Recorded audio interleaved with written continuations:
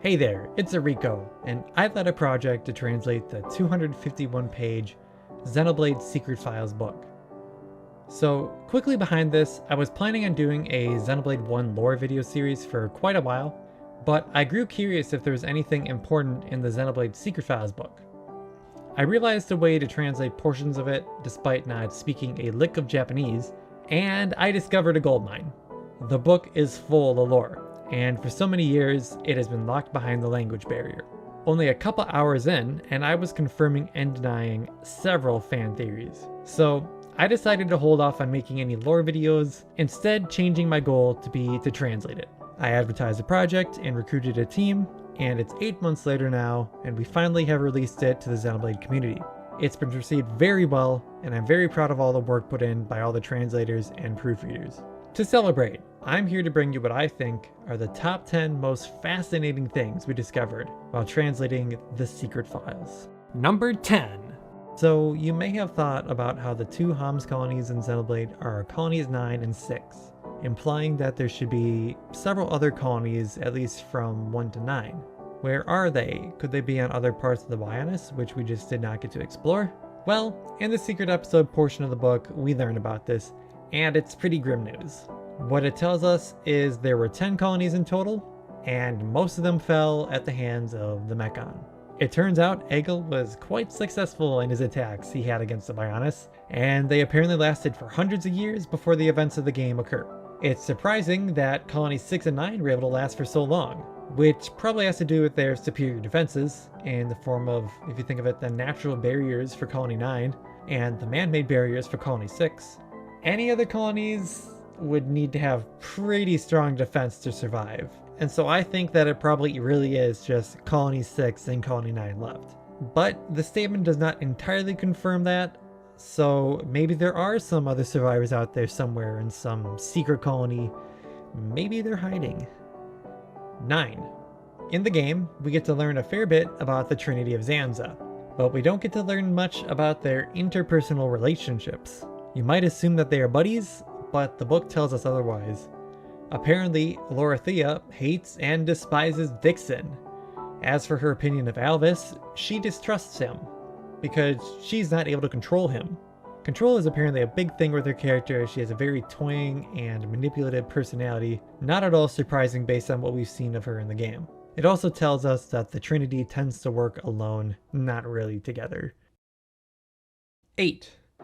On page 185, we learn the design of Yaldabaoth may be based somewhat on Buddhism. This religious connotation is unsurprising, given it has the name of Yaldabaoth, which refers to the serpentine-like demiurge in Gnosticism, an old set of Christian and Jewish religious ideas which were largely destroyed under the pretense of heresy. It talks about how the gold color and aura of this face calls to mind Buddha and mandalas, aside from also mentioning King Tut.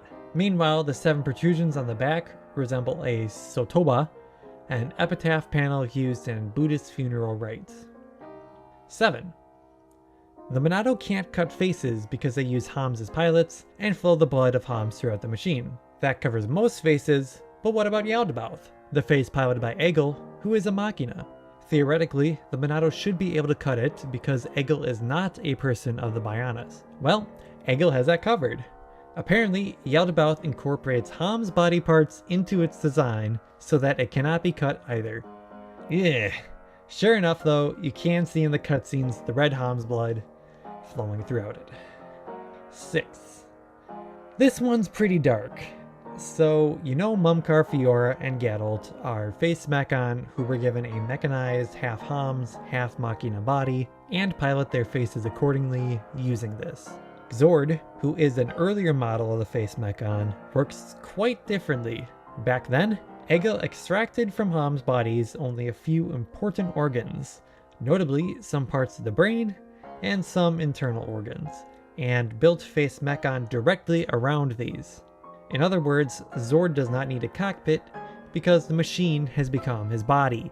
This is why Xord is missing his memories, and also explains why Xord does not seem to be fully there mentally. These earlier models apparently could not live very long in this form, so he took a different approach later on. And that's the last we'll talk about Face Mechon. 5. So you might be wondering what a 4-year-old is doing on a dangerous expedition through the treacherous Valak Mountain. Well, it turns out that Shulk was born during these expeditions, and that's why he's accompanying them during it. These research expeditions, which took place in search of the Monado, apparently lasted many years, and the researchers visited a wide range of ancient ruins before eventually being consumed to their life force in Ase Tower. With Shulk's parents being researchers and even participating in some of the research expeditions himself as a kid, it's really no surprise he grew up to be the researcher he was. 4. When you think of the weapon Monado 3, you may think of it as just a count of which Monado Shulk is in possession of, with the shackled Monado being Monado 1, the released Monado being Monado 2, and the final Monado at the end of the game, Monado 3. However, this doesn't seem to be what the game is referring to when it calls it that. Instead, it seems that it being called Monado 3 is more in reference to the other 2 divine Monados, which are Zanza's and Maynith's, that preceded Monado 3. 3. Really quite something fascinating are the details about the origins of the giants and the origins of the Entia from the Telethia. In the game, we learn from Zanza how he conferred intelligence upon the Telethia to create the Entia. However, we lack much of the context surrounding this. Apparently, the book tells us that the Telethia were in fact the first creatures to exist on Bionis, and the Entia and the Giants both share the title of being the oldest race on Bionis. Both the Giants and the Entia were created by granting intelligence to Telethia, but only the Entia are confirmed to be able to revert back to the Telethia under high exposure to ether. This may explain some of the more Telethia-esque elements of Dixon's giant form. 2. The content of the secret episode story is some really fascinating stuff, and I do recommend to read it. It's often considered canon, as it is based around a cutscene which was planned but not implemented, and was created mainly by the 2 main story writers of Xenoblade, being written by the scenario writer Takeda and edited by the executive producer Takahashi. It's pretty fun to read too, and honestly feels even cooler than watching a cutscene to me because of all the detail they put into it. Anyways, it reveals that Fiora got her body back from an ancient Entia technology, which reconstructs biotic matter using genetic information stored in the person's DNA. It's in the Entia ship, which can be found lodged inside of Tephra Cave, and Melia is able to unlock the security systems of the ship using her Imperial blood, just as in the Entia tomb. The events of the story take place before the parties head to the Bionis interior to attempt to confront Zanza. Fiora refuses to immediately use the device because it would take 6 months for it to finish, during which she would essentially be asleep inside the device, unable to aid in the fight of Zanza. So she holds off and uses the device after the new world is created. Number 1.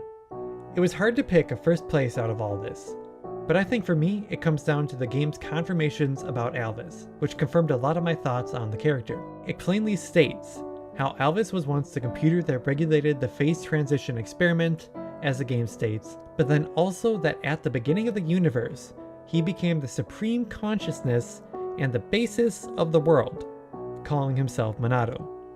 Here, by both saying that he is a supreme consciousness and he is the basis of the world, it confirms the idea that Alvis represents the idea of oneness, that he is one and he is all. It's through him that existence itself takes place. You could liken him to your Nintendo Wii, the console which supports the Xenoblade universe, just of course a lot more intelligent than that. It goes on to say that he is the entity which manages and grants the existence of gods.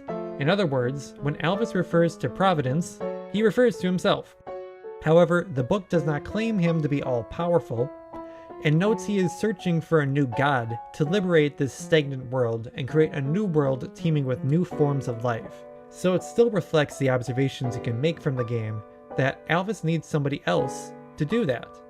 There seems to be limitations to what he can do as the foundation of the universe. He does not have absolute control over it, and to make changes to the universe, he needs to modify it as an external entity rather. If this is hard to understand, liken it to yourself.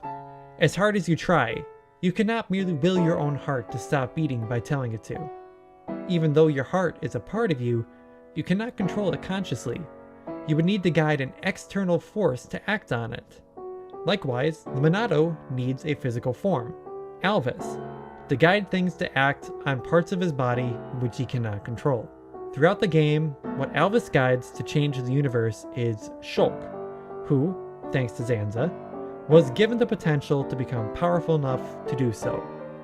It's also confirmed that Alvis, or Monado, did indeed disappear, and Takahashi had a word to say about that.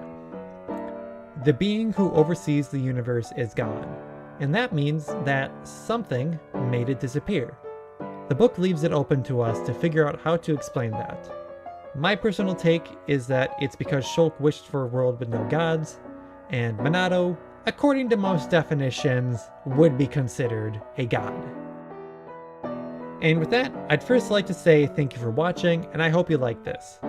FYI, we are going to release a second revision to the book to correct several small errors which have been pointed out. It will be hosted on the Xeno Underground website, probably around June 1st. Next, even if you aren't a subscriber, I think you would be interested to tune into a short video where I go over this channel's big plans for Xenoblade Definitive Edition. It's some pretty interesting stuff we're going to be doing. Please don't miss it. Thank you.